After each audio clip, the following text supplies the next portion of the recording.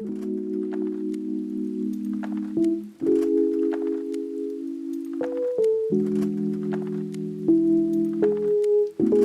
right, what is going on, everybody? Welcome, and thank you, Sundown, for that huge raid. I'm so excited to talk about this week's Predcast.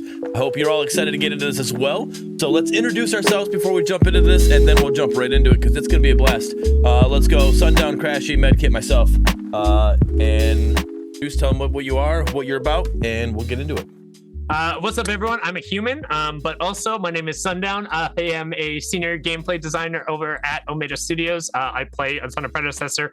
I also work on the game. I primarily handle a decent amount of hero stuff, controller stuff, audio feedback, some systems design, and a bunch of other hats and things that come with working at a game company.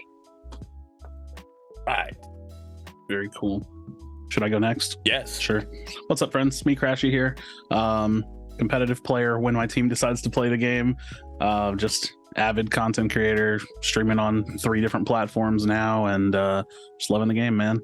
Constantly giving feedback, enjoying the early access, and just moving forward with the development, loving what Omeda's doing, and being a part of the community and stuff.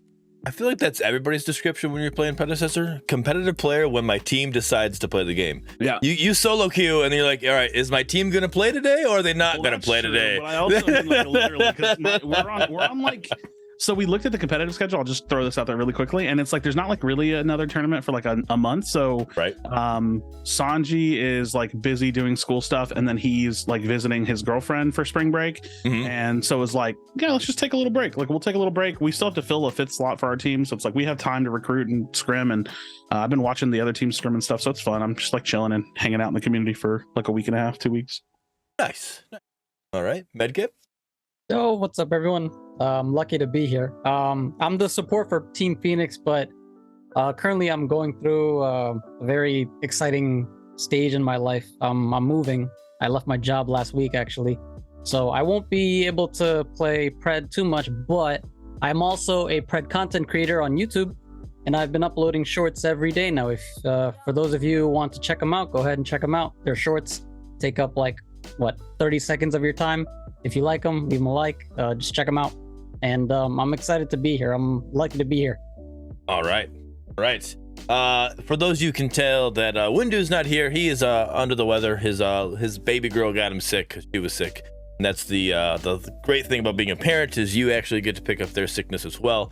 So hope you feel better, Windu. He might be in chat for us a little bit later on, asking some questions, engaging that way. But other than that, myself, I am the Peter Wolverine, your Michigan Wonder, and this is episode 18 of the Predcast. For those of you who don't know what the Predcast is, this is a show where we like to get together and we like to give the community's ideas or thoughts of the game and help critique the game to help make it a better situation and help Omega Studios make the best games that we want. So, with that said, let's get into this. We got patch 4.4. All right, we've all had a chance to play it. I'm assuming. Medkit, have you had a chance to play it? I know you've been busy. Yeah, I have. All right. Mostly solo and duo. So I recently was on For the Minions with Mangoose. He had me on as a guest host, and a lot of people on there were talking about how the quickness of this hot patch. What are your guys' thoughts on the quickness of this hot patch? It's funny, they I say they and like Sundown's here, so it feels weird. You use it every time. I understand. Yeah. I understand the collective. We're good. So it's funny because they acted pretty swiftly. What was it, 2-3 days, something like that? But there was like towards the end of it, right before we heard anything, I was getting this sentiment of like, they're a little quiet over there, but it was like on the back end of them just about to announce something. And so I was like, maybe we'll sit with this one. Like it's, there's a lot of changes that were a little crazy and it was a big shakeup regardless. So they have to kind of see how it plays out too. So I was like, maybe we'll sit on this one. And I posted a tier list and literally an hour later they did a hot fix. And I was like, come on. And Ray messaged me and was like, LOL, posting a tier list before a hot fix is about to be announced. And I was like, come on, dude, you're killing me. It feels like you're killing me. But yeah, the response was speedy. And again, my biggest thing is like the communication to that like leans into the like the honesty of it. Like, oh, we really need to make some changes to some of these. Like it's that honesty and that trust level that goes 2 ways is super, super important. Because the people that are reading patch notes, they want that level of communication. So yeah, I was really pleased with it. I love I say it every week, I think, or at least every time we talk about patch, anyway, that little description they describe why they changed something. I love it. I love the little in-depth, description. Medkit, what are your thoughts on the speediness of this hot patch? Right, exactly. The speediness of like the hotfix, right? So I don't know if you guys remember, but Superville is actually an advisor for Amida, and back in Paragon he had this philosophy where if a certain meta is happening, he wants the player base to kind of have like the meta marinate on them, kind of get to play and figure things out. Like I remember there was like this death ball meta that he really wanted to let the players kind of figure it out and handle it on their own and see how things go. So basically have it go, have it its course of time, see what happens. But I was really surprised that the hotfix came so fast, because that tells me that they knew something was messed up. Yeah. That Kingsbane needed a fat nerf. Yep. And that's what I was saying on For the Minions. It's like I said I love and hate the hotfix, right? I love the fact that they're able to move so swiftly, but I hate the fact that they put themselves in a position that they had to make these, like they did this huge item change, and then it was huge enough that there was like they weren't able to test it enough to see where they were at, like Kingsbane being so OP as it was, and then they got enough data and stuff like that quickly enough to be like, hey, you know what, we need to actually bring this down, we need to revert this. And somebody in the For the Minions, and I agree with them, that hot fixes are mainly supposed to be for bugs, the bugs that came in from the patch, right? When you get, all right, we put a patch in, all right, now there's a bug that got implemented with it, let's do a hot fix, get rid of those bugs. That's the main reason for a hot fix. But for it to be something just to revert or nerf something that you just buffed or whatever, that's kind of like, it's so I just hope that Omega themselves learn from that, like, hey, the next time we do a big item switch or item change or whatever we're doing, like let's take one more week or whatever, and let's really test these items and make sure that they're in a good spot to where we put them out, that we're not putting themselves in the situation that we just got with. Sundown, as a dev, or you're getting ready to say something, so I'll let you go. Well, I would say I think it's a semi-ridiculous take, honestly, which is probably the most extreme I've ever been in one of these regards. Okay. To say that hot fixes are mainly for bugs to end up going in, and like bug fixes to go in. Like, yeah, if something major is broken in that regard, like you obviously you need to fix it and put it out. Like if people can't play the game, if people are crashing and all that, like that's when you see a hotfix, because it's 100% required and it goes through. But especially in this day and age, when you look at games like TFT, League of Legends, Fortnite, shit, even Diablo does it now in a lot of circumstances, where anything that doesn't require server-side updates and things that you're able to do like very quickly without taking the game down as a whole, particularly spreadsheet number changes, games hotfix and change those all the time. Fortnite literally patches weekly and is adjusting those things like right after they end up putting it in. So the main purpose behind a hotfix is I would call question into that aspect of it. But I would also say like we're going, like we tested a bunch of it. We're able to get through. We play a ton of games, but it's also too important to note we aren't going to catch everything, right, especially in a item and a system hall change over the course. And I'd also give probably lean a little bit of bias into some of the actual players who are doing it, because when it's Blood Mortius or Import playing into Kingsbane, like they're good enough to know when, like, I know exactly how much I need to use in order to go in. I know I can kill this person. I also know not to be taking an extended trade against this person, and you can play around with it. So maybe some of the things where it's just like, hey, at the higher end of the level, maybe it's not as bad in those circumstances. We're able to get around it. But in the casual exchanges where people are going through and every single fight then comes down to who is out trading the other person because it's just a slap fest, I mean, it became very quick. Like, we ended up addressing it. We went through, there are some notes in there that went in depth about it. And I think one of the bigger things in the goal of the item system change, as Blood was talking about, when you look at the ADC items before, it felt like there were a lot of required things almost regardless of who you were playing. And we really wanted to try and create these different viable paths. And I felt like we really hit on that in a lot of circumstances, but as everybody saw very apparently through the games coming out there, and as the community noted, Kingsbane was sticking out a little bit like a sore thumb, particularly because some of the fighters and the characters who have some of those attack speed steroids could end up getting into it a little bit easier. Right, exactly, like the Chimera, the Grux of the world. I'd also note that like the Superville angle of that's a little bit interesting because League used to have a similar balancing type philosophy. I don't know, I'm a little bit of an old head when it comes to League, but they had League of Black Cleaver where you sat and every single person bought Black Cleaver in every single slot because it wasn't unique, and you played that way for 3 weeks for a month until they changed that build. Like Paragon was the same thing. I think that not sitting on stuff that is broken is very, very, very good, and we'll continue to try and do that. It's funny because in the middle of us like going from like the thought on what a hotfix was to you kind of explaining your perspective on it, it made me think. I was like, I wonder what the origin of hotfix is. So I looked it up, and so a hotfix is referred to a software patch that it's applied to a hot system. And I think that there's a lot to be said about the average player that doesn't really understand the difference between, say, like a server side update versus like a client side update. Where a client side update, it's like you're really hitting the download of like the game, and like everybody has to have that update. Where a server side, y'all can kind of go in, and now this is where my like my knowledge is capped. I have no idea, but there's like certain times where I've heard like MOBA devs in the past talk about having actual heroes either be client side or server side, and so that's whenever you can like truly like make changes. Like the more that's on server side, you can make a lot more changes, like speedy in response to things. So yeah, I would definitely like, I just in general, I would agree that like it's like if something's super broken, not even just a bug broken, like it's just way out of line and it's like hurting the game, then like you want to hotfix that. And it's funny because I assumed that hotfix came from like fire or like fast or speed, but it's not. It's about like the system itself.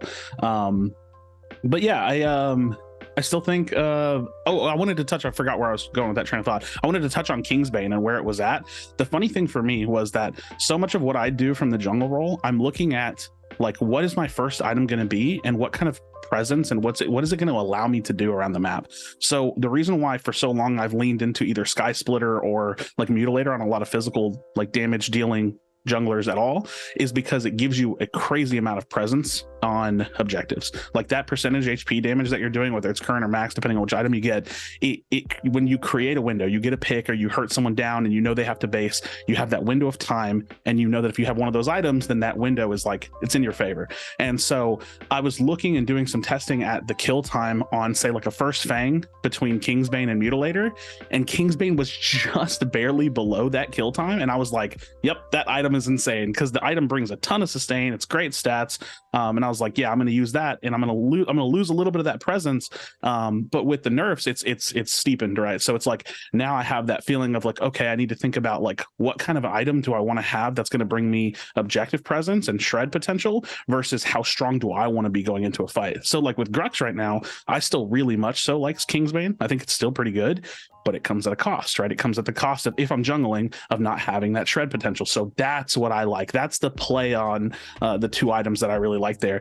For Chimera, I've kind of mostly gone back to either Sky Splitter or Mutilator. So yeah, I think that like the change to that and like being able to see like what needed to change was pretty cool.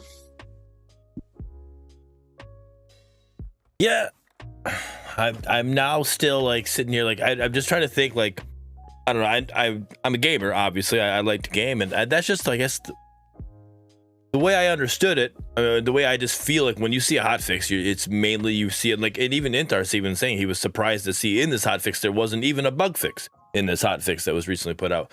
So I'm not saying you're wrong by any means, Sundown, but that's just like where I guess I'm just used to seeing a hotfix being because of being the bugs. Well, I think if anything, that also speaks to how badass some of the testers in our QA department, and we are able to catch a lot of these outliers and the bigger bugs and stamp them out ahead of time. But a really important thing to note that, like, unless it is like absolute full stop, like groundbreaking, keeping people from playing or like outright degrading the game, you're not going to get a bug fix that time. Like some of the really the harder to find bugs, like game development is hard, man. I remember back in the day being like, oh, this thing's easy, you can do all that, and then the first day I walked into Epic, I'm like, it is a miracle anything ever gets done ever, and these are the smartest people in the world, and I have no clue what I'm doing. And it's slowly kind of climbed up there, and I know what's going on now. But they do a great job at catching like a lot of the outliers. So I think if anything, that makes it so when one kind of it feels like it does slip through, making sure it kind of gets in line is important, but then also ensuring we don't do what the League community has coined as the Riot Special, where you nerf the ever-living shit out of an item, and then you turn around and also nerf the hero, and then that hero goes into the abyss until one of those two changes are looked at again. So being very cognizant, particularly when there's larger system changes, of how those things interact, and just trying to like touch something, see how it has an impact, go from there. Got you. All right. You have to be really like perceptive as a dev, and it's like sometimes I'll have like a thought that's like really black and white, but then like I feel like devs will see all the gray way more than I will. So I'm like, well, this is obviously stupid, and they're like, yeah, but did you consider what happens when you do this, and then this happens because of this? And I'm just like, okay, I got it. My bad. It's like it's the Shrek joke. There's liars. You always got to pull just that one extra one back. And it's funny because when we had Import on, we were talking about matchmaking. He was like, I knew exactly what my change was going to do. He was like, I knew I was going to screw you over. I was like, well, fuck you then. So, all right. After 4.4, where do you guys think we're at? Like, how do you guys feel about the game? Like, I again, those items were definitely bloated. They were definitely needed to get fixed. That I love the hot fix to that situation. So, but now where are we at? What are you guys' thoughts now? I think carries are still a little strong. It's just there's like a couple of things. This is one that we kind of touched on with Penzo. Was that last week? My memory's bad. Where we talked about like the crit values on items. I'm just like not a fan of it. I don't think it's like game breaking or existential, but I think like every crit item having 50 or 25% crit just is like it feels like there's like a missed opportunity to have like really big spikes in like either power or crit or passive, and right now it's like the crit build path is still a little linear, which I don't think is terrible, but I would love, like, for example, for Imperator to be the big crit item, I would love to see that item have like a ton of crit, like 45%, 50% crit, but have like 25 power or 30 power. So it's like the spikes aren't like, you know, like I've said in the past, where it's like very linear, but it's like more of like we really spiked here in power because we got this one item that had a little bit of crit, but now we turned the crit on, we cranked on that crit item, and we're really, really big. What percent did you say? Like for Imperator, if they made it a bit more, I would literally have to think about it, because this is where it's like getting into actually trying to design an item, but like 40 to 45%, like something crazy. Okay, so if they do, let's say, okay, 50 is too much. We can agree, right? I'm trying not for one item is one item is too much. Yeah, if it's like 40 or 45, then you have to think about all the other values, right? Yeah, exactly. Because right now we only have 25, so some would have to be like 15 and 10 and 20. Like, yeah, you would want to ideally adjust the items to being like varying depending on what like the item's main thing is. Like I feel, and I might just be bullshitting right now, but I feel like items can be designed where the main draw of the item is the passive, or it can be designed where the main draw of the item is one of the stat lines. So like you could look at an item and be like, oh, this thing has 60 power on it, I really want that spike. It also brings me a little bit of lifesteal, brings me like 5% crit, has a nice passive on it. Or you could look at an item and say like, oh, this has a crazy passive on it, I'm really targeting that. And so then you could adjust those values. What if they both had crazy stats, crazy passives, and it was expensive? I mean, that works too. I mean, you see something like that now with like some of the 3600 items, right? Like Oblivion Crown, for example, is 3600, and I don't remember what the stat is on. Is it 120 power? I think it's 125, isn't it? It's 120 something, right? But like that's a lot of power, and then you get a crazy spike when you build it. So like you already kind of see that now. 120. I think you have to decide where that ceiling goes. Like how what are we trying to sell, like 4,500 gold items? Like I don't think that's the plan. But yeah, I mean it could be like that could be a balancing tool for sure as well. I think one cool thing, I like how they got rid of all the 20s and moved them into 25. So now there's only, if you build 4 items, you get 100% crit, but that leaves you with more options as a carry. Because before, you build 20, 20, 20, right? and then there's always that one item that you could put, like, for example, I'm just gonna make up augmentation on Sparrow, for example. Right. Like, you get move speed when you ult. That's one tech, I guess. But now, theoretically, you can have 2 and still be at 100. I like that. I like the cool part that it gives a little bit of flexibility for ADCs. If I were to nitpick on one thing, I would like maybe more physical armor on some of the physical armor items, but it's not that big of a deal, really. I'm still building Stonewall, the most underrated tank item in existence. I've built it once. You're insane. Insane for building it, or insane for not building it? Insane for not building it. I just haven't messed with it enough, and I remember looking at it and was like, that doesn't have that much health on it, but it has good armor on it. But I've never actually messed with it. That thing is Shockwave from the old Legacy days. Yeah. Did it do a knock up or a stun? I don't remember, but it was some. Yeah, Shockwave was a knock up, but oh my! But it was some crowd control, like an AOE. It was so good. It was busted. I think Stonewall is so particularly good, and this is probably a little bit. I don't necessarily want to say a hot take, but I see a lot of around the community people typing in game that tanks are just not very good. I still think that's just ridiculous. I completely disagree with that statement. There's one dude on NA who terrorizes the entire server. I think his name is Witch Haunted or whatever. Guy plays Steel in every single role. Rushes like Dynamo into Fire Blossom, or I think it's just like Dynamo or Fire Blossom, and then full armor and nothing else. And he just runs around and CCs you to death the entire time. I think Void Helm is nuts. I think Stonewall is nuts. I think Warden's Faith is nuts. I think the biggest thing is people expect to build like an offensive tank crest in the form of Razorback, a bruiser item in the form of Overlord, and then be at 1.5 items and wonder why they're not tanky. Like, if you're not building into Sapphire plus Fire Blossom plus then an armor component or an MR component, you're gonna get eaten alive by the person whose like kit and damage is meant to shred people, right? Like, if you want to be tanky, you need to actually go and be tanky. But then if you're behind in building bruiser, you're just gonna die every single time. And that's what I see people building like Razorback, having Bonesaw Overlord, and wondering why they're getting shredded by Sparrow, who's doing % max health damage. It's like, gee, I wonder why. I mean, I don't want to say I think that the tanks are weak, but I do think that the carries still feel like they just dominate the game, which maybe it's like a perception thing, right? Like, maybe this is like, well, they need to, but I don't know. I don't know how much lower I would want them to go to feel comfortable, but it just feels like your whole game is just dominated by whichever team has the better carry, or whichever team had the carry that got giga-fed. And it like, I know, like, I've been like full tank, like I know I'm building like as much armor as I can. And even sometimes that was a little scary pre-breach change, and I'm still trying to figure out. I'm assuming it's still good, and like I'll have a Razorback, admittedly, because I mean Razorback's great against deflecting damage back at him, and then the Sparrow is still like until they just wait.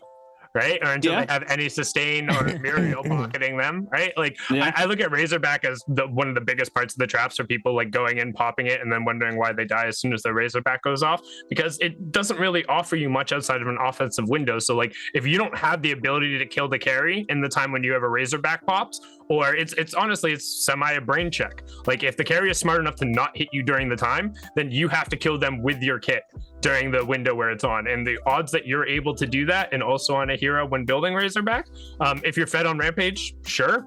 Otherwise, good luck. I've also seen a lot of people not know how to use Razorback effectively, or when to use it, the right time to use it. Yeah, I mean, that goes to the whole, like, my biggest thing with building tanks effectively is it seems like people don't recognize when they need a health pool. Like, going into laners and then like either early rushing armor on somebody who doesn't have great early health stats, or not getting a health pool on somebody who scales really well with health. I'll use an example, like, had a Richter off lane who was laning into double AD carry, like we see in a bunch of games, right? Got him 2 kills early on, and this guy rushes Void Crystal. like no armor, no actual offensive threat, just like all AP going all the way in. And like, sure, if you're hitting your hooks, it's fine. But if you're hitting your hooks on an AD offlaner, you're beating them anyway. Grab some armor so you can actually walk up and farm. And he finished a 20-minute game with like 50 CS because the Murdock didn't let him touch the wave after that fact, despite going up 2-0 and killing him twice early on. Whereas if he bought a Brimstone and a little bit of armor with that early lead, he can actually walk up and take those trades. So I think a little bit of user knowledge in terms of going to the tank build paths will help a lot. But you also saw in the hotfix, like some of these core tank items got a little bit of love. Yeah, I did like the little buff for Void Home. I think also in the hotfix, and Stranger says it in chat too, and I was getting ready to find that opening to say it myself. But I think a lot of it is, I don't think it's that the ADCs, I think the ADCs are strong, yes. But I don't think it's as much the ADCs. I don't think it's the tanks that are weak. I think it's the time to kill. The time to kill is the biggest issue in my opinion here. If we get the time to kill to be higher, then that gives you, your tanks will seem stronger because they're not dying as fast. So you'll seem like you're more of a tank. And the ADCs won't seem as strong because you have to take more time to kill people. So I think that right there would be the nerf and buff that we need to fix both of these situations. Yeah, so in the hotfix, I forget how they worded it. I'll probably pull it up as I'm talking. Go ahead, read it. Let us know. Yeah, they went on ahead and addressed the fact that like they're going to look at TTK, and I was literally about to like stem into this as well, because I do think you're right. I think that like the broader discussion is not about one class versus the other. It's about the general TTK. So it says, we also hear you on the current time to kill TTK and the tank item issue. Over the course of season 2, we'll be looking to increase the TTK and slow down combat a tad, but also work to make tanks feel more relevant again. We'd also like to start promoting build paths for Sevarog and Rampage to play frontline for their team. So this is kind of touching on exactly what Sundown's saying, where it's like, hey, we want to make sure that you're really going in the direction you want. And I think that's like that helps with like a little bit of like item recommendations and stuff in the shop. But yeah, just in general, I think playing with the TTK and recognizing that we can use early access as a way to do that is going to be the best thing that we can do, because TTK, I think there's no other way to look at it other than subjective. Like some people are going to like a faster TTK and some are going to like a slower TTK. So we got to like move that sliding bar until we kind of like as a community, like, yeah, that one is where we want to be. And I don't know how the devs go about that, because that seems like I think playing with the TTK seems scary. That seems daunting to me. But I do think it's a good time to try it, right? To play around with it, to see what works, what doesn't work. And that's also why I'm going to remind people, like, these knee-jerk reactions to these patches, like, you gotta chill a little bit. I saw some Reddit post that it was like, are they going to even acknowledge that they ruined the game? And it's like, shut up, just shut up. They're working, like, so like, calm down, recognize where we are, understand your role in early access should be to provide good feedback, and we'll get it where we're trying to go. So early access that's what we're here for. Yeah. And I think go ahead. No, you go ahead. Go. I was to say, just a quick tangent, like off of that. If you do ever have feedback, just know we look at absolutely everything. And Yes. if you ever do feel like you need to just scream into the wind, if somebody isn't listening, dude, feel free. You can find me on the Omega Discord. Like, slide into the DMs and you can write whatever paragraphs, whatever tangents, whatever videos you can. Like, if you need somebody to yell at, I would rather you do it at me than any of my other coworkers. Go ahead, like, feel free. Like, no, even if I'm not responding, like, I will look, I will acknowledge it, and just know, like, I grew up in the Gears of War time. Crashy knows where this come from. Right before this, I was working with Fortnite.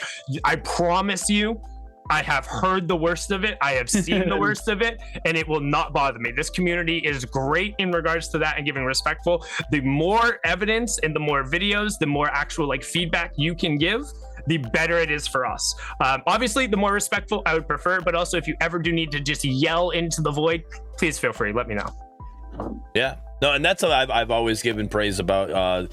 It's in almost every patch, announcement anywhere. Like, you guys always want the feedback. You're asking for it. Give the feedback, and the more feedback we give, the better you guys can react in that situation. Again, not always saying that you guys just balance off of our feedback. You obviously balance off data as well, which is good.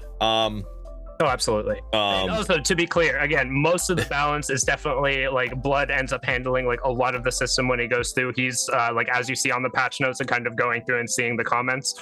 My goal in a lot of these situations is just to give a little bit of clarity into those comments and to try and give some insight, but also just noting that more of a mouthpiece in that regard. Mr. Snacks. All right. I don't want to talk about it. I don't want to talk about it. This is a safe space, Crash. It's okay. It was like, so I had like a funny game where I was just like in full vibe mode, jungling Richter, and I was like, we were winning so hard that I was goofing off, and we're pushing their core, and I was so tunnel vision on just like we were winning that game. I'm goofing off, I'm being silly on stream, and then the Howie on the enemy team had backdoored and literally won before we finished their core, and I had no idea it was even happening, and I just sat there like scratching my head when the game was like defeat. I was like, wait, what? So what just happened? Although those dude. base races are epic. Rough, bro. My team.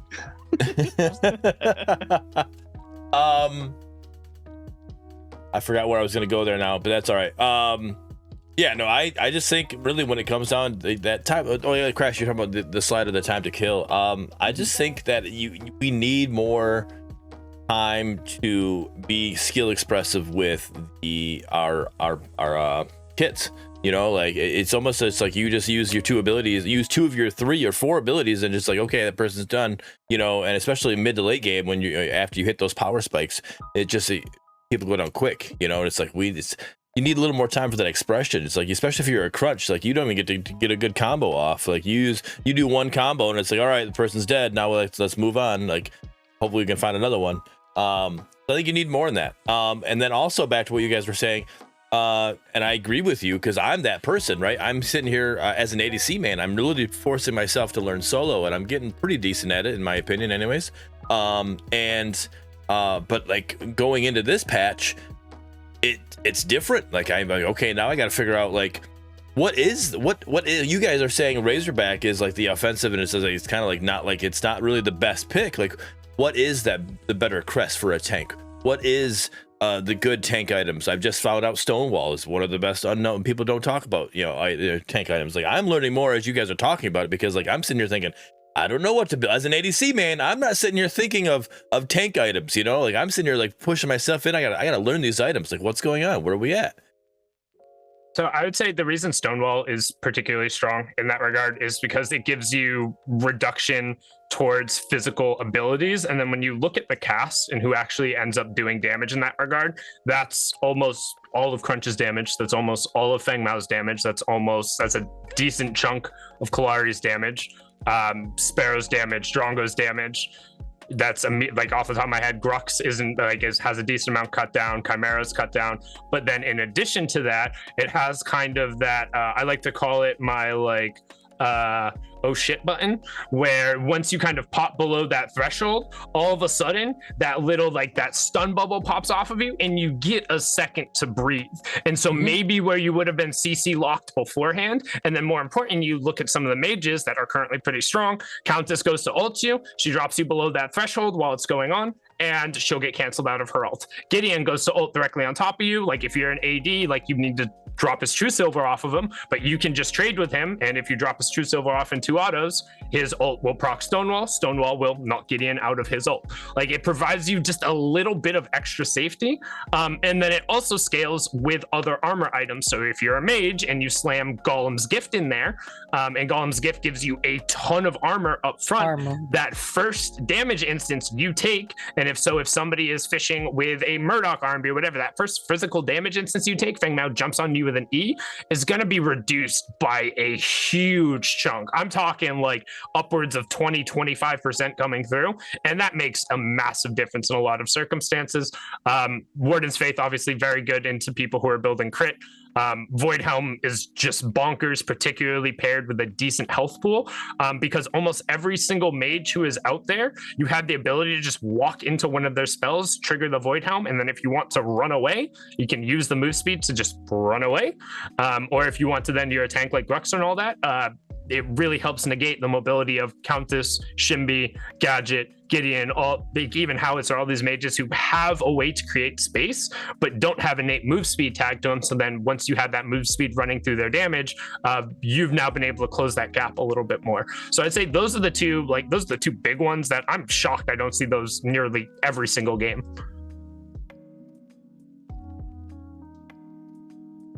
Yeah, no, those are great information. Like I'm excited to go and give it a try now. I've been playing a lot of Grux Bruiser. Like I don't even build tank Grux, and that's what I just been going with instead. I put I think it was a quadra kill out in my shorts and my TikTok, and somebody asked me what my build was, and I told my build, and Ashbringer is one of my cute core item that I put on him.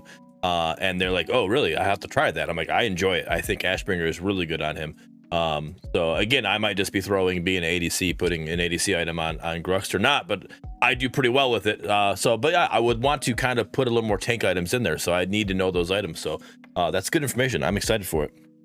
Yeah, and if particularly if you're an 80 carry looking to like get one of those items, it would generally be like, I have my capstone 3, or like I feel like I have my core. I'm already doing enough damage to kill people, but I'm not surviving in the fights. Like if your issue is damage, buying one of those items isn't going to help you win the fight. But if your issue is actually getting your damage off, which for a lot of carries, once you get around 3 to 4 items, you have most of the damage you need. It's more dealing with those steals, those Richters, those Countess, those Shimbys, those Gruxes who are just trying to make your life miserable. And some people opt to get that tool via cleanses in their crest or cleanses from their support in reclamation or with the pacifier dash. You can also opt to get them through for items.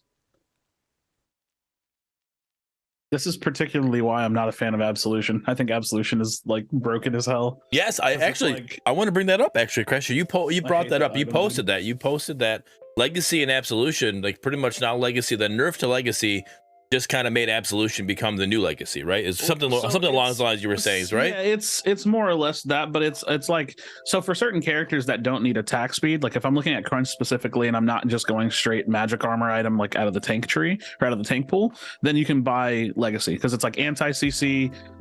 You're gonna get cleansed and it gives you haste. That's like a perfect option for like Crunch. But if you're looking at any like bruiser that is like can utilize attack speed well, like Absolution is nuts. It doesn't give you the anti-CC, so you have to consider that, but it gives you damage mitigation that like a higher percentage damage mitigation than was even on the pre-nerfed version of Unbroken Will. So like that part to me was like a little head scratchy for like a carry item, and it gives you like a decent amount of armor. So I'm looking at that item and I'm like, I think this item does too much. Like I think it's like if you're a carry and you're like, oh damn, I'm getting blown up, like what do I need? I think you shouldn't be able to continue being like getting carry relevant stats without some kind of a sacrifice. And I'm not entirely right, because like obviously a carry could go, oh, I'm really having a hard time, I'm getting like blown up by CC, like let me buy Legacy, and the trade-off would be like, yeah, they're getting some power and that's good, but they're not really getting the other like core carry stats. So I look at Absolution and I'm like, this is it's a perfect carry item for anybody that can use attack speed. Like and maybe I'm wrong, maybe carry players aren't even buying it, I don't know, but I can't imagine you would go into a game and not build Absolution as a carry. And then for certain like fighters that can utilize attack speed pretty well, it feels like a perfect item too. Like why wouldn't I buy that on Grux? It's just nuts. Like I'm going to go in and I'm going to get damage mitigation and I'm still getting like a ton of stats that are good for me, and I can build my defenses like somewhere else if I need it, if I need more. Yeah, but now I think you're living in a world where we're seeing Gruxes on live building a health pool plus Absolution, which isn't the case, right? And like in a lot of circumstances, it's still the Mutilator Ashbringer or Mutilator Kingsbane or Mutilator some other on hit-esque item. I lean more towards Bearded, where when I play Grux, I'm Titan's Crest, Fire Blossom, or like I'll grab Cleaver Brimstone and then go into Fire Blossom Overlord Buzzsaw. Like I have no problem just slapping a big old health pool on my first 3 items and getting what I call the max health synergy going, because then your first 3 items they all scale with how big your bonus max health is. Sapphire Mantle gives you 20% bonus max health. Basically press your Sapphire, turn into big Unga Bunga Rhino, and just start whacking away on people. It's the same thing in the offlane Chimera. I've seen maybe one other person build going into that route, but I've never felt squishy going those, and that's arguably 3 offensive bruiser items and just going into the full bruiser route, right? And then you have the ability where, okay, I'm doing plenty of damage, I don't feel like I need more survivability, like I can go into extra damage there. Or if you are getting just blown up by CC and locked down, you can go Legacy Absolution or Unbroken Will Legacy or Unbroken Will Absolution, like any combination of those 3 depending. I think there's a lot of flexibility there, and it gives you that health pool early, but then noting when somebody gets max health damage or there's a spare with Eviscerator, you're just gonna die. Yeah, I think going big health, like it does give you like that effective tankiness until there's a person that's like ready to deal with that. This made me realize that, like, because I talk about build philosophy some, like what is like your goal with a build, and for me, I'm always like, the way that I approach going into builds is I try to lay the foundation for my damage, and then I like cap it off with protecting myself, right? So like when I go, like right now my Grux build is I go Kingsbane into Bonesaw, and so that's like, it's kind of like I'm doing both there. Like I'm setting myself up with damage and attack speed and sustain with Kingsbane, and then I'm kind of like rounding myself off with like a little bit extra power, the passives that come with Kingsbane, and then a ton of health. And then from there I'll decide which direction I want to go. I'm like, okay, I've built the foundation for like a little bit of bulkiness, a little bit of damage, and it's like, okay, I can go more damage because my game's going well, or because I don't really feel like I'm snowballing or whatever. So then I go out the absolution route, or this isn't really going my way. I do need more health or something. I'll go Raiment, or I'll go an armor item. I'll go Stonewall, for example. So I think it's like, unless you know that your goal is to do. And no, I don't even want to say it that way. I guess it just depends on like what you prioritize for building that makes me feel, or like what I prioritize for building that makes me feel that way. Because if you did go like an Overlord Bonesaw build, like you're not really gonna fit the absolution in as much as you would rather go for a healthier item or something that's going to play into that build more. So yeah, that's an interesting way of looking at it. Yeah, and honestly, I feel like the system holds up pretty well for your line of thought in terms of it. It's very similar to how I think about building items. And I think it's a good way to look, where you generally have one or two things that really define your playstyle. You'll have a crest, which helps inform that, right? But then you have two items, which are depending on what you're going in the core. Like that's what you're trying to accomplish in the game. And granted, that is different for whether you are a damage dealer versus a mage versus support. But a lot of the thing is like, what can I do in order to be threatening and accomplish my goal? And then items 3 kind of, but then 4 and 5, I look at it as, what do I need to ensure I'm accomplishing my goal? What is the enemy team doing? Either are they fed? Sometimes if I'm super far ahead, it's I can do whatever I want. I can keep building my things. I'm the one dictating it. It's totally fine. Other times I'll press tab and Neft or Kaiser or whoever is in the game and just rolling over at AD key, or like Thought Goat, another one who's just been disgusting and running me lately. You'll look and all of a sudden it's like, all right, they're 12-0, so I need a Warden's Faith and a Stonewall in there, or I'm not going to be able to contest towards that late game, right? And being able to kind of look into it, I think that's one thing our system does really well so far. But I also think the community as a whole is still learning, and especially as each one of these updates come through, each one of these major system overhauls, it's going to throw all that stuff up in the air. People are like, why don't you list your builds? And I'm like, we're patching every 2 weeks, man. Like, what do you want from me? Right. Yeah. Right. That's the biggest thing about these patches with these builds. Like Windu, he's not here. I'll let it. He shot him out a little bit. He puts builds in his Discord, but like then you have to kind of update those as you go. And it's like, all right, this build, all right, well that build kind of doesn't work anymore. That was build 2.3 or whatever. That's like, we need to get put on a different patch here. So yeah, it does make it challenging. But I also think because of the patching every 2 weeks, it kind of makes it more interesting. So it's like, all right, now I get to see, I got to try to change my build up, or I got to see if my build still works. I got to, and go from there. So, well, this is where, and it's funny because to me, this doesn't feel like a mastery thing or like a higher level play of thinking, but I guess it has to be considered that way to the average player, because having a singular build, like if you have a 5-slot build that you're going into every game playing, you're kind of playing the game wrong, like inherently, because you're not counter building, you're not building for the situation, you're not building for your team comp or against the enemy team comp. So, for example, I even said earlier, I listed my Grux build, but that's like such a loose way of explaining it.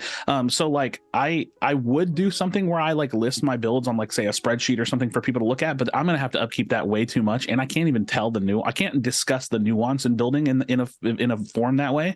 And even in some of my videos at the beginning, I'll put what my build is. Either when I do that is I'm either telling you literally what the build turns out to be, or I'll leave 2 spots for 4 and 5 and it's just black and it says optional across it, because I want people to understand that the nuance to being good at the game, not to having a good build, to being good at the game, is understanding the process of building. The last time I played Grux in a tournament, we didn't have a frontline. We ended up doing, well, we had like a frontline, but it was like double bruiser for frontline as opposed to having like one of the set tanks. And so we had like crunch and off lane, and I went full tank Grux. But like, you're not going to step into every solo queue game and build that build, but you shouldn't also step into every solo queue game and do like your standard bruiser build. So definitely a lot more nuance to building than I think the average player realizes. And yeah, like most builds should start at like a core 1-2 items, and then almost everything after that should be like depending on the game. And even then that might be overstepping, because like I said, I've played a full tank Grux game where I started Fire Blossom and in the jungle, and it went great. Like it went really well. So and honestly, I feel like that's when you really start to enjoy the game, because obviously you have to get your feet wet. You go through the recommended builds, buying all this stuff. Like in any MOBA ever, the first time you open the shop, I'm always like, nope, and just close it immediately, pull up another guide somewhere else, tell me like buy exactly what I need here, cool. But then once you're actually getting into the weeds and you're like, oh, I buy this item and that gives me that, and then you go and you see it and you get to like put it in use. Like the first time Stonewall goes off and saves your life and you make a play because of it, you're like, hell yeah, I want to buy that item some more. Or you buy Void Helm into Shindy, and then all of a sudden she's not sprinting away from you, and you get to catch that little musical girl as she's trying to like run down the lane, and you're like, no, come back here. It really feels like it kind of unlocks an extra layer. So, ooh, you know what I can say comparing, Predecessor to like League of Legends that I absolutely love about this game, and this may not ring true for everybody. I absolutely find the experience of getting into, like, say I want to go learn League. I haven't played League in like literally 6 to 8 years now. You have to like learn their before you're in the game, like rune page kind of setup thing. I don't know what they call it now, but like summoner page or whatever. And there's so much in there, and it's like, it's so daunting before even trying to step into the game and learn the shop, that I absolutely love that Pred doesn't have something like that, because I just feel like even though I would learn it because I'm already invested, someone might step in the game and they're just like, oh, it's so like, and then they're going to use default pages for things, and it's going to be suboptimal. And it's like, I think customization is great. Like giving the players the ability to dive in and go crazy with it is amazing. But like, there is actually a level where it's like too much is just too much. And I don't want to like step into that ocean and feel like I'm drowning. So yeah, just like there's been a couple times probably in the past year where I've like booted up League and I thought about like jumping into a game, and I was like, I don't want to do this. It's like, I really don't want to have to learn all of this before even learning the game. So yeah, that was my biggest reason for never really jumping into Smite. Like that's one of the things that I've always said that I've actually enjoyed original Paragon because when I started playing, it was just before they had that 3-card system. So when they brought the 3-card system in, it was easy for me to play the game because I only had 3 items I had to focus on. And when I had the ability to upgrade it, I would upgrade it. You know, it'd just be that easy. I don't have to do anything else. I just upgrade to what I want to upgrade at that time, and I'm good to go. Then I go into Smite when Paragon shut down. I'm looking at all these items like, what the fuck is this? I'm like, yeah, I'm not doing this. And I quit playing, a MOBA at the time, and I waited for, these to come out. So, yeah. So I completely understand that. Yeah, there's a lot to be said for choice paralysis, and it's called the ice cream shop problem, where if you walk into this ice cream shop and you see all of these delicatessen flavors all over the wall, and it's Rocky Road and chocolate caramel chip and vanilla butterscotch strawberry, that you're more likely to be dissatisfied with your choice because you think you should have got something else than if you walked into an ice cream shop and they have chocolate, vanilla, and strawberry, and you pick the one you want and you leave. So there's like, very good point. There is a level there where it's involved, like you still need to have the depth, the gameplay, the hero interactions. And I think if tertiary systems, things like runes and masteries in League, things like relics and Smite, things like talents and hots and Dota, I think if they didn't add value, you probably wouldn't see them in other MOBAs. But it's about creating that value without it necessarily being overwhelming. And we've already seen in a lot of, like, at least back on Paragon, like the entire time I worked on Paragon, you could tell from the mantra of the dev cycle was simplify, like faster, more streamlined, like all this stuff, like less cards and all that. So I think there's some benefit to it when it comes for onboarding, but it can't be done at the sacrifice of depth. Luckily, I think we make up for that in other spots. So yeah, no, I do. There was a lot of people who were talking about the wards and how if should you make it to where you have to buy wards or whatever, or you guys already have it already in the kit. When you blow it up in the match, you already have a ward with you. And you guys streamlined a lot of that stuff, and I do enjoy it. I think having the ward ought to be there, like you, because again, we only use some of these, like we're talking about League of Legends or whatever, but like, so Paragon Nova Prime, they have theirs and you have to buy their ward, and that might have changed. I haven't played it in a while actually, but the way it was, you had to buy the ward, and a lot of people wouldn't ward because you didn't, like, you'd sit there and you buy your starting stuff and you didn't have enough gold to get a ward now, so you just go to the lane and you don't have a ward, now you're getting ganked. And so already having it just helps that, helps you learn the game, and you're also not getting ganked as hard if you use it. You got to use it. So, which we ended to talk about for the minions. What was it? The give me 1 second. I'm gonna find it real quick. The Fog of War. That's what it's called. Yes, Fog of War. What are your guys' thoughts on that? I know we talked about this before, an episode before, but I want to know Sundown's opinion on it as well. If I could I touch on the 100% vision really quick? Yes. So I see like an opportunity where the decision that's been made for Vision with Pred is really good for onboarding, but it's also an opportunity to be different. And when you're coming into a genre, like, that's what you have to be different. You have to find a way to fit the formula, but stand out enough to where the game is unique enough to play it, because otherwise, why not just play Smite, or why not just play League? And so the idea behind like giving agency to the player to be able to buy wards, I completely get it, but I really hope they don't ever go that direction. And the main reason why is not even because of balance, but because of the ability to onboard players easier, but also to be different. Now, that doesn't mean that the vision system can't be touched. That doesn't mean that sweepers can't be nerfed or buffed or changed, or the duration or the size. It doesn't mean that wards frequency in terms of the cooldown can't be changed, or the way that the wards work for the support crest, or whatever the case may be. But I do like that it is different, where I think if we just slap wards in the shop, we're just another MOBA in the market. I mean, I think one of the important things to note about wards and any system as a whole, right, is we're a live game. Like, we're not done. We're going to keep iterating. It's not like League's map or item system or heroes or their runes and masteries. It's not like they stopped developing, right? Like, it's not like Smite stopped on theirs. Our goal is to keep iterating, keep providing interesting gameplay choices, learning from the stuff and the feedback you give us, learning from the data that's there, and continuing to try and to push it forward. So I think we'll definitely be keeping an eye on that. I don't think you'll expect like the vision system we have now. I don't think it'll be the vision system we have. Like, not giving timelines, but I think if you look back 2-3 years, like whatever it is, I highly doubt it's the exact same. Also have to give a shout out to Six in chat with the joke. Just yes, whisper when you're sleeping. I was like, all right, yeah. Like, I know, obviously, when it comes to transition back to the main point, like, definitely aware of kind of some of the audio stuff when it comes to sweeping and people being able to hear. We have some fantastic sound designers and sound guys. I've really been working closely with that team to get not only our hero audio to a higher quality, closer to what some of the Paragon stuff was, and kind of give our own like vibe and theme on it. But I know they're definitely interested in looking at the overall mix on the map, how those sounds come through. But it's also very important to know that those things, they take time, man. Working with audio and fine tuning and trying to hit the right themes, the right levels for everything when you're putting all of these effects on top of each other. It's not the easiest part, and it's definitely like, they're super talented. We're gonna get there, but it's the call out is great. Keep giving the feedback where there's instances where it's there. Keep noting if there's times where you think it's too loud and there's things that stick out. But 100% something we're aware of. And you talk about what you're saying, the alphas a while back on a different map, the ward would encompass almost the whole entry level. Like, you could literally just put a ward and you covered up 2 lanes, like, or 2 entry levels of the jungle. It's like, boom, 1 ward. I'm like, it was huge. And I'm like, then you get into this and you put a ward down. It's like, whoa, that's tiny. Like, in comparison to what, it's like, what? A little bit different, a little shocking when you come into, like, all right, hey, we're playing Pred again. Put a ward down. Like, wait, what? That's my ward?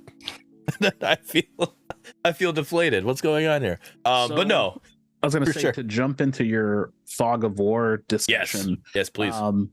So I'm gonna cite something that I heard Pinzo say, and I'm gonna almost use it as like a question, because I'm genuinely curious. Because there's oftentimes when we talk about balance or changes and things, and it really opens up my mind to the way that other people are thinking, and I find myself not really knowing which direction I would rather see them go. So I heard Pinzo say he wish I think it was Pinzo. He wishes there just wasn't fog walls at all.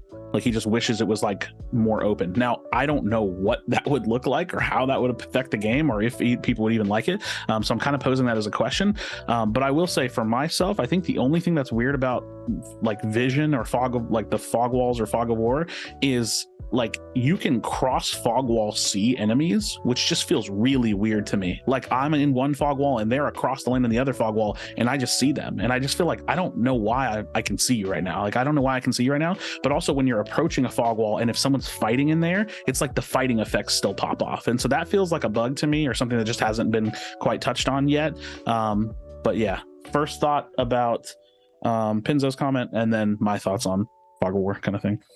I think one of the important things to consider about Fog of War goes back to the original Paragon map, which most people know as Legacy, and the design philosophy behind that map, which it didn't have any. There were some shadow pools that were in there to kind of like break up, whereas there's no walls on there. However, the actual map in its side, obviously designed for travel mode and all that, but one of the key visual concepts behind it was anywhere you were standing on the map, you should be able to physically turn your character and look over and see what is happening in the other lanes, which meant that the jungle then ended up getting sunk down, and you put up all of these secluded walls.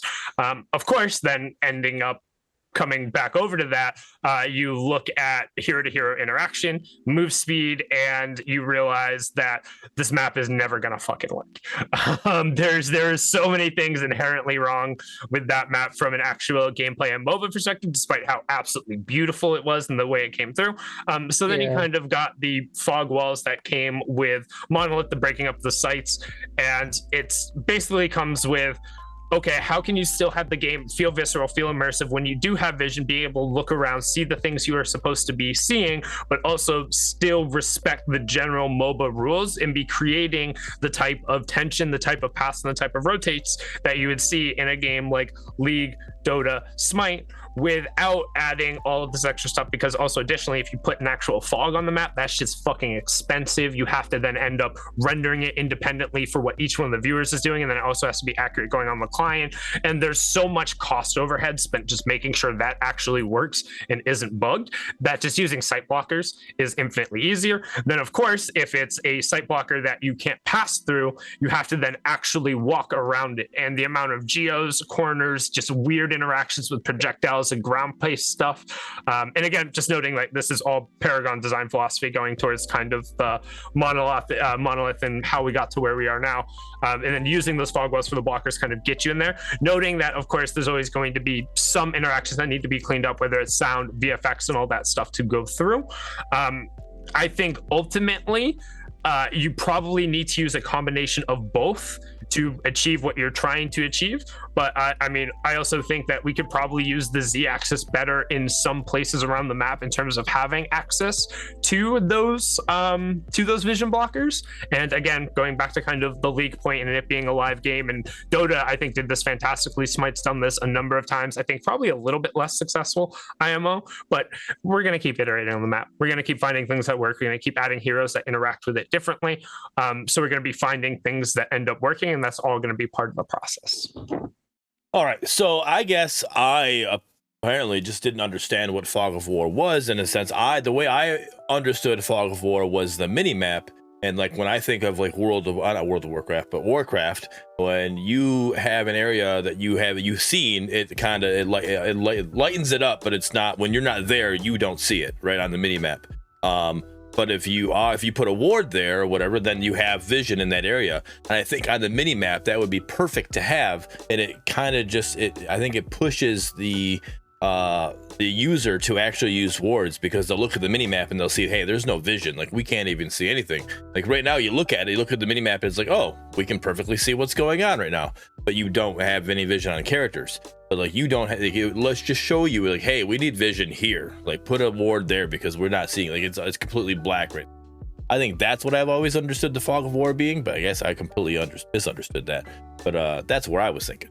So yes, in an isometric MOBA, In a third-person MOBA, not necessarily, because the view for each one of your characters, right? So if you were to do that with an actual fog of war and what you're able to see and like what's rendering around you, it would be what your vision cone is. So you'd effectively have these giant vision cones the entire way, because then if you think about it, if you're standing in mid lane and you're staring straight down mid lane and you're seeing that Bellica walk down, like if you get on the angle and go there, like your vision cone would have to be all the way up to mid lane and then cut and go down, and effectively just be that giant beam down the middle, and you would see her going through.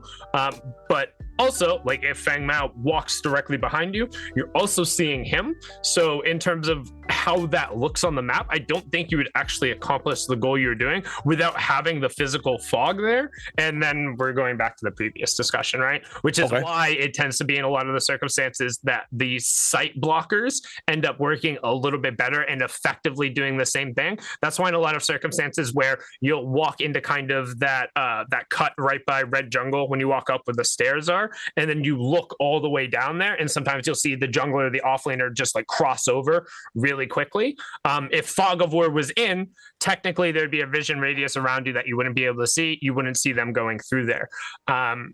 Could your actual vision be better represented on the minimap and like what the wards are actually seeing? Yeah, I don't disagree with that feedback. And again, something we're aware of, like the UI as a whole, the HUD as a whole, definitely something we want to continue to iterate and improve on. When were the fog walls themselves, when were those introduced to Paragon, Predecessor? Monolith.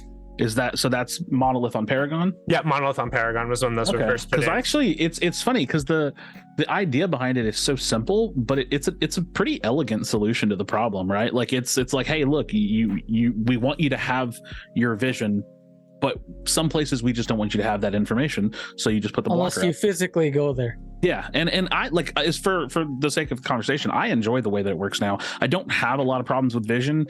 I could say that I think like I said earlier, we could tune sentry versus wards, and that's like cooldown versus effective use time, stuff like that. And then like you said, obviously, could the information be better portrayed on the map? Like, yeah, I think the map as a whole, the mini map as a whole, needs iteration, but that's already something y'all know and are probably working on, so I don't even have to touch on that. But yeah, I think it's I do think it's a pretty elegant solution to the problem, and I like it. I would think that the game would play weird or might have like breakdown in function if we were to remove the fog walls. So, Sundown, I have a question. If I'm jungling and I pop my sentry, you know how the wave thing around you can like poke through some walls and fog walls, and the enemy team can see that? Is that intended? So it's difficult because right now, like there's some things that obviously should be occluded and you shouldn't be able to see from that side. But then we also have to be very careful about effects just kind of materializing. And again, I referenced League almost 24/7. It's a game I've played for over a decade, so I'll go with this. Trying to avoid things like Empire Nunu from happening, i.e. so if you didn't allow an Empire Nunu, for those who don't know, Nunu Ultimate is a charge skill in League of Legends, which is about the size of Gideon Black Hole. It takes up the entire area and he has to channel there to cast it. However, it does a 90% slow. So if you step into it at any point in time, you're basically guaranteed to be caught in it. If Nunu channels this ultimate from a bush, the entire ultimate itself is invisible. The entire channel will go off. So there is a team back in season 2 named Empire who basically snuck a Nunu into a bush, pretended like he wasn't there. The enemy team walked up into a full channel Nunu ult and died. So what would happen right now is if you occluded a sentry ward from that side, Gideon could walk up to one of those fog walls with a sweeper, pop his sweeper, realize there was no one there, channel his ultimate, and then anybody on the opposite side of that fog wall would be dragged by Gideon ult with no VFX, no SFX whatsoever. And you would just be getting hit by Gideon ult the entire time. So do you trade having the ability to pull off those, not having sentry and all of that, versus then gadgets being able to lay their Tesla dome just on the other side of the fog wall and doing a ton of damage? Same thing with charging a Scion Q in a brush in League. And again, you can come up with individual rules for all of these things and end up going through, and it's definitely something that is on our list to end up going to. We default to, hey, let's be more readable, let's be more usable for the average user going through. Like, let's not have the frustration of getting hit by a layered gadget ult on top of getting an ult from the other side of a fog wall, and just give people the information so they can make the play. Obviously, there's a little bit of fallout from that, but we'll pick up the pieces where we need to. Interesting. That's why I love having you developers on here, because you guys are able to explain a little bit more in depth and help us understand a little bit more on that, because I definitely would have never guessed that's the reason why it is the way it is right now. So I love the fact that we have that information. I know you don't mean to do it, but you make me feel dumb sometimes. Holy shit. I'm so sorry. It's definitely not the intention. I try and do my best to like clarify it like as in depth as I go, but like for me, when I work back through problems and like I might see the solution, but I really like to know the steps in terms of how we got there, because then the next time I'm faced with the same thing, it might be the same solution, but if I take different steps to get to that solution, that's something that's significant for me. So kind of being able to work through all of this, and it kind of goes back to the again, back in the Gears of War days, I was just like, God, this game would be so easy to fix. Epic, just do this, this, and this, and it's just like, well, maybe there's reasons as to why they didn't do it and trying to be deliberate, but just like letting you guys know we're thinking about that. There's some conscious reasons behind it, and like we want it to end up being where what you expect to happens, but there's sometimes where other things are going to be sacrificed, most often in the case of usability, readability, and accessibility, just so more people can have the things. But again, you know, the people who are making the game, right? Like, we're still going to make sure we have the competitive depth, the fun level that's there. Like, we want all of that too. Unique. Sundown is a genius. It's confirmed. All right. There we go. I have another question for you. So you meant we talked about Gideon. So I have a question about not just Gideon, but other casters. So I'm gonna try to paint a scenario. Like, you're Gideon, and there's a Fae up on that cliff in mid lane. Why can't I drop a Cosmic Rift on Fae who's standing there? But I know in Paragon you can do that, but in Pred you can't do that. Is there a reason, or is it intended? There's a little bit of issues when it comes to ground targeting and variable verticality when it comes from heights and being able to put things to different stuff. It's something we are aware of. It's something that solving on a deeper issue is going to take a not an insignificant amount of programmer testing and going through. It's definitely something we're aware of, right? But it would be a similar circumstance as to imagine you have a bridge, right? Just anywhere on the map, imagine there's a bridge, right? That you can both stand under, and Grux is underneath, he's the troll under the bridge, and Gideon is and Gadget is above, right? Gideon walks up and he goes to Q. Oh no. Gadget is on top, Grux is on bottom. Who do you hit? I see what you mean, yeah. Yep. So then it becomes, okay, how do you end up working around those types of circumstances? Is it actually coming from above, or is it coming out from the ground? Like, where is the effect actually happening? How does it go through? But at the end of the day, if I want to swap between how I'm aiming on that geo, how are you actually programming and physically doing that? I nailed him. It should hit both. That's not the answer. What if there is no bridge? It's just a cliff. Right, but so the bridge is more of an idea for like the really bad example of the problem, but it's the same thing, right? Where as you're moving your camera, right, and as you're going, you move your camera up, right, so that you can aim higher up in the air. But also, if you're a Gideon and you start on top of you, where do you move your camera to aim farther away? You move it up. So now as you move your camera up in pitch, are you moving farther away from yourself, or are you moving up vertically, right? And how does that happen? And creating it so not only are you getting the intended effect that you want, but it is clear to the user and they're able to do it in that amount of time, right? And it's ensuring we have all of those things in. And if that's not perfect, a shit ton of stuff breaks.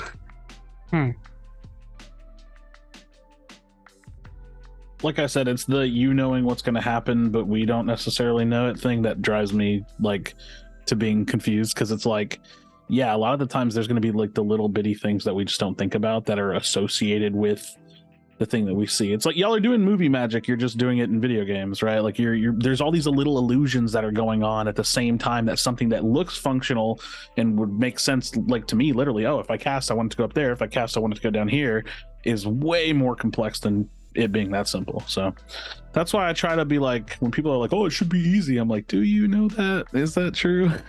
Yeah, I don't know. Yeah, I mean, there's definitely, but that's why I think having the clarity behind it, and like people ask the questions and it might seem relatively simple, but then you go and you start unpacking all of these things and you're like, oh, well, like maybe they could just try it, but if something is really wrong in that regard, that's not a Kingsbane level. That's, hey, maybe like all ground targeted abilities across the entire game just don't work anymore in the way they're supposed to do. And now half of your character abilities are defunct, and it's just like, yes, we want to improve that, but the amount of work and effort versus the reward that comes with it in a lot of circumstances, like how much time do you want somebody spending on that versus somebody working on a new original hero, right? Because right now, at least in my opinion, and this has been my opinion since even before I joined Omega, game's in a pretty decent spot. You slam in 5 to 10 more characters, I think the game is exponentially more enjoyable, just because the part that I love is the hero to hero interactions. I think the items are really good. I think they plug in. I think we're going to keep iterating them. But those hero to hero moments where people are outplayed, where Feng Mao dashes back behind you, and you're able to blink his ult and then you dump yours, like that's the stuff that really gets, like when I'm in a game, like that gets my blood pumping, like that gets my heart rate up. And I think as we get these more characters in, as we get our own originals in, hopefully you guys feel the same. What character would you want next? That's not in Pred yet. Huntress. Like, what are you hoping Huntress, man. Okay. Huntress, come on, you can't give me a layup like that. I'm so excited for Huntress. I can't wait for y'all. I mean, that was too easy. Yeah. Like, what did you expect him to say? A little bit I was expecting like a Paragon. Like then you should have specified what Paragon hero do you? What Paragon hero do you want? Is it Iggy? So I'll be clear, and I've said this a number of times. I say this all the time on my stream. I'm never the source for leaks. I'm never the source for new information. So if something hasn't been announced in an official capacity, whether on our website, on Discord, on the Reddit, if Reddit is up now, it's been down all day, or on Twitter, I'm not going to be the one for it. It's not my place. However, I will say in that regard, I am getting to do a lot of work on both FaZe and Greystone, so I'm super excited about them. FaZe in particular, I think I referenced this last time. I have 2 Polaroids up on my wall of original concept art from the Paragon heroes. One of them is FaZe, the other is Marsh. If you can Google Marsh. Oh, shit. I got both of those up on my wall. Those are the 2 who are probably most nearest and dear to my heart from the Paragon cast. So I'm definitely really excited about those. Well, not about Marsh, because again, not something epic released in that regard, but I think FaZe and Greystone will end up being a lot of fun. So if PTO can go and ask Epic to have the name Paragon, can Predecessor go and ask Epic to have the characters like Marsh and other ones that weren't released? That would be huge, I think. I think we should go do that. So it can be a little bit more complicated, because depending on how Epic ended up doing this process, where those artists are now, how those artists were hired to end up doing it, and like which part of like what studio did it. Generally, as far as I know, the things Epic released, they owned in their entirety. They were completely their in-house made assets, and they were able to let go. I don't think that's necessarily the same for heroes like Marsh, Tim, Patton. Like that's why Boris did end up getting released. Like he was in there and had a lot of them, but I don't think the same are there. I personally, I would love Marsh. I would give anything to like actually be able to see that kit. I got to play him a grand total of twice ever, even in like the Paragon testing back in those days. But also like I answered this question in the end of year AMA, and you can go back and reference it. Like even if we don't get Marsh, and again, I don't think there's any plans like future-wise to even go after it, so I don't want to like kind of put that out there. It's just like my own personal thing, because like he was my baby. He made it through like 3 different lead hero designers, like 4 different reworks, and was still like slotted in and got all the way through. So like that was cool as 20-something year old Sundown to like actually be able to do that and see people be like, yeah, that's a good idea. But to not get completely sidetracked down that road. We want to make dope ass, like we want to make really cool heroes, but we want to make cool creatures, things like, I know people always reference Hatch the spider and all that. Yes. But like we want non-bipedal heroes. We want things that are going to be different type of locomotion, but also noting, like I went back to the first part where like we want content. We want to get you guys heroes out there. Every non-bipedal hero we make that isn't mapped to a UE skeleton, that needs complete custom animation work, complete custom model, and all of these other things, it is just that much more difficult. So there's probably going to be a little bit more focus in terms of cranking out some more of the bipedal heroes early on. But when we do creatures, when we do monsters, when we do the cool things, they're going to be cool. Like some of the artists we've hired are just disgustingly good at their jobs. I mean, really good at it. And like, I consider Epic to be like the absolute epitome when it comes to art. Like you look at Unreal Tournament, Gears of War, Fortnite, like all the things they're able to do, their game, and even the Paragon assets, like their stuff is gorgeous. Our artists are really, really, really talented. There's some really cool stuff they got going on. I still look at Fortnite events and it's like they do shit that makes no sense, right? Like you look at it in gaming and you're like, oh yeah, that shouldn't be possible. Like when they do those Fortnite events. So really, really cool. Haven't enjoyed Fortnite much in the recent days, but yeah, that when you look at that level, it's crazy. And even just like the one video y'all put out where it showed like a bunch of the concept art for like Richter skins and stuff. Like I'm really looking forward to the future of art because I know so much art related stuff is coming up. So looking forward to that. Yo, that Richter skin is sick. I thought somebody else joined. I'm like, I was looking like who else is in here? That Richter skin it's going to be really cool. Also, I saw Suspense asks, speaking of the art on the items, is that going to be changed? Yes, as many people have pointed out, those are placeholder. They're readily downloadable from the UE marketplace. Don't think we're going to continue to use placeholder stuff. So, I mean, you can draw what conclusions there, but I mean, people have even said, I think Crystal Tier is in, what's that roguelike game that uses it? People have recognized that one. So those are all just placeholders, one pulled from the UE marketplace. Yes, those are just placeholder. I'm excited to see the actual item art when it comes out. So, Richter skin. Can somebody pull that up for me so I can put that on? So, somebody's asking what Richter skin. Yeah, I was about to say you'll have to show the tease there because I'm not pulling up anything. Let me see if I can find it. I got to remember which video it was. It was the one with Alex in it? One with Alex. Yeah, it was the one Alex did. I think it might have been 0.2. I don't know. All right. It's on there though. Yeah, it'll be in there. But yeah, no, and I mean, I'm somebody who like I do not care about art at all. If it was gray box the game and slamming two gray boxes together was engaging, dope, awesome. I pulled it up for you and it's timestamped too. So look at perfect. That. MVP. Yeah, if you want to roll that, that's all right. Crazy. We'll roll this beautiful bean footage. Ooh, I like that first one, the butcher. Even that Nautic one, they're all great. I've seen it. I'm just more commenting on it now. I still enjoy it. All of these are great. These are all insane. I am not one to buy skins, but these are skins that I definitely would buy. That demon skin, right? Oh my god.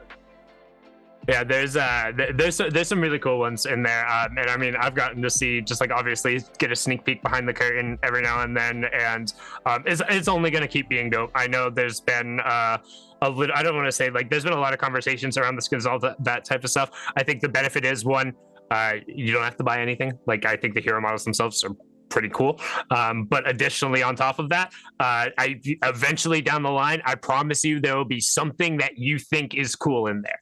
Like if we don't end up hitting the mark on any of your outfits and all that, then just like let us know, throw us suggestions because we're listening too. The number of times I've been like, that sounds really cool, I'd love to see that on a hero. You throw it to a concept artist, they draw it up. Like, all right, I'm gonna do that thing that I hate doing, but I have to. I'm gonna ask you a question you probably can't answer. Okay, what are the plans for the shop in terms of like the philosophy behind the shop? Do you know if y'all are going to go the route where it's like this shop is active for like 3 days or a week and then it cycles, or are you going to have like an all-encompassing shop where you can scroll through the catalog and find what you want and buy it? I have no idea. I did not even like not even like, oh, I can't answer. I'm not involved in the monetization things. In terms of like the senior gameplay designer, I lean heavy into the gameplay side because I just, like I said, cosmetics not my thing. Occasionally, like my big, like, as long as they're fair, as long as there's not like things hidden behind loot crates the entire time, and like you have to like pull the coin slot to end up getting the skin, i.e. like what was done in Paragon for a lot of like the really cool ones. As long as like people aren't being gouged, and like as long as it's fair, I genuinely I don't want to say I couldn't care less, because like obviously there's some investment there. It's just not anywhere near my priority list. Yeah, I just, for what it's worth, I really hope we don't get like Inarth said, I really hope we don't get the like FOMO shop. I hate FOMO shops. They stress me out, because then you like, obviously you want to engage with the thing, but it's like I don't know. I want more trust than that. Trust that I'll spend money because I love the game or something. I don't know. So we'll see. I mean, like me personally, I'm of the opinion that like if you want something, you should be able to buy it. But like if you make an asset, it's kind of weird to kind of like lock it away. But also, I mean, there's a reason it's successful. There's a reason Fortnite, Valorant, and all of these other games do it. Yeah. But then also, like, I look at some of Valorant's price points, and it reminds me why I've never spent $1 on that game. I think, okay, so I could be wrong, but I'm pretty sure I remember like when some of those really expensive Valorant skins started coming out, someone was like, "Oh yeah, well it's like $60 or $70 to buy it."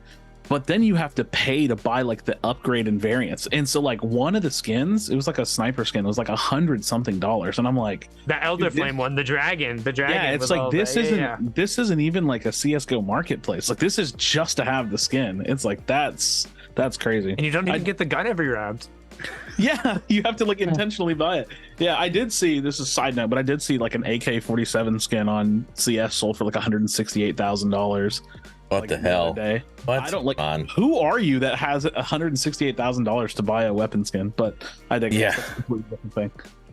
I don't know, man. I grew up playing Diablo 2, where the RMT that's tied into that is they literally have their whole website and economy and currency dedicated to it. So I've seen some stuff in that regard, but I don't know. That ain't for me personally.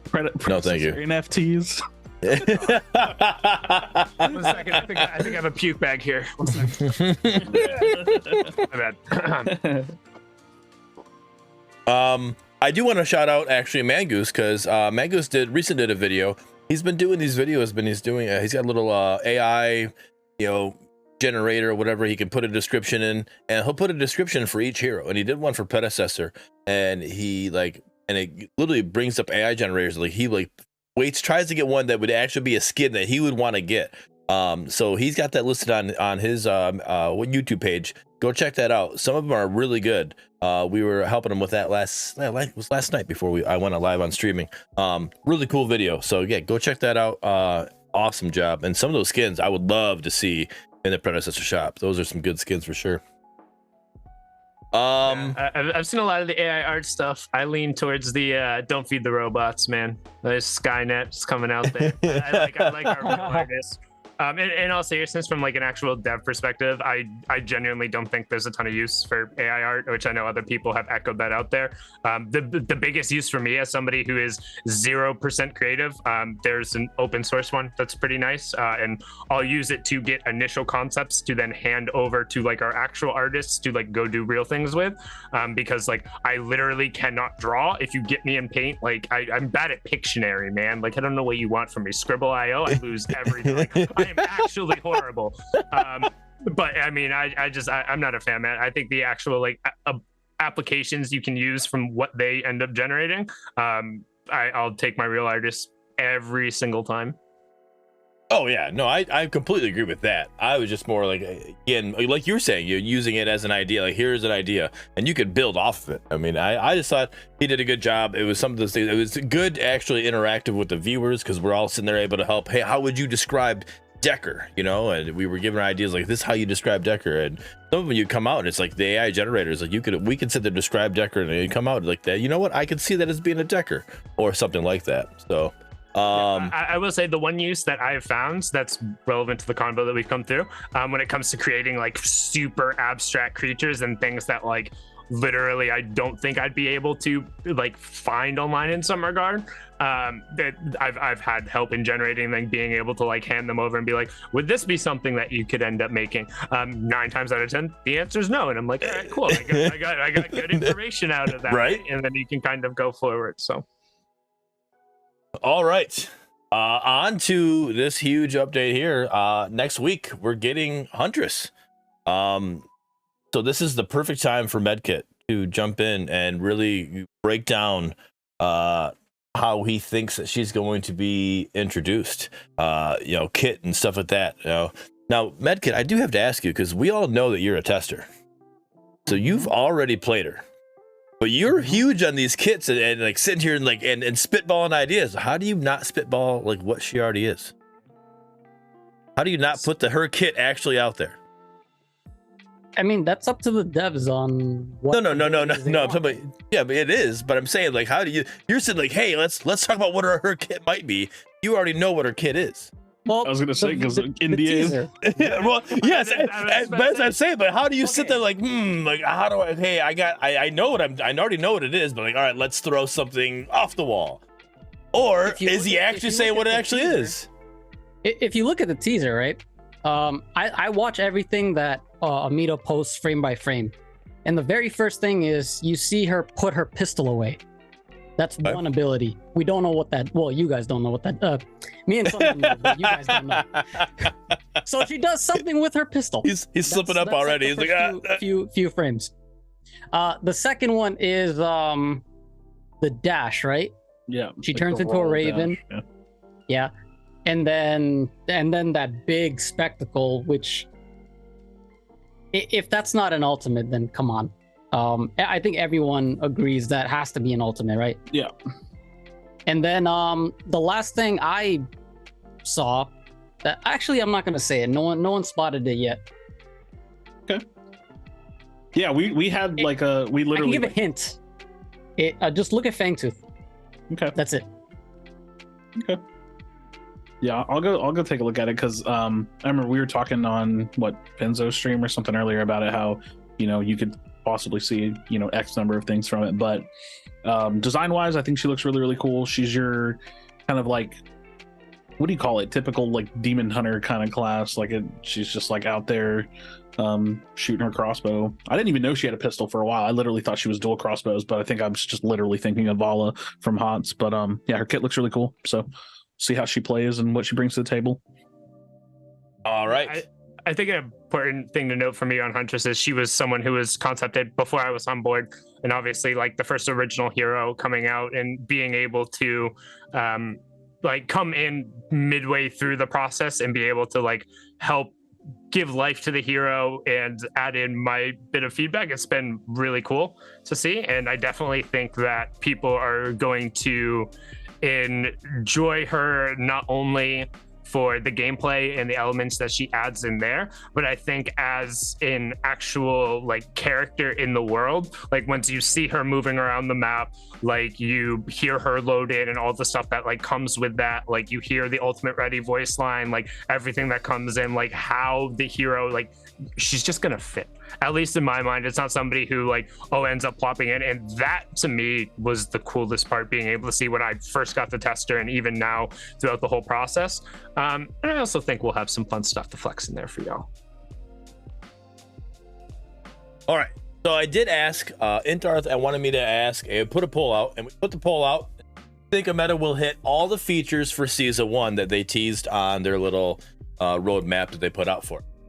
The answers, the option answers I gave were no, yes, hell yes, and hell no. All right.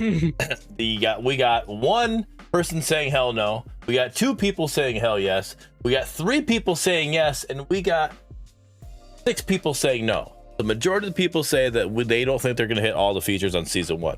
Now, we pointed out a few episodes ago, there's only like 3 features left, which is what? Competitive nights, tutorial, and spectator mode. Like, right? I think that's only 3. There might be one more that I might be missing, but I think there's only 3 missing.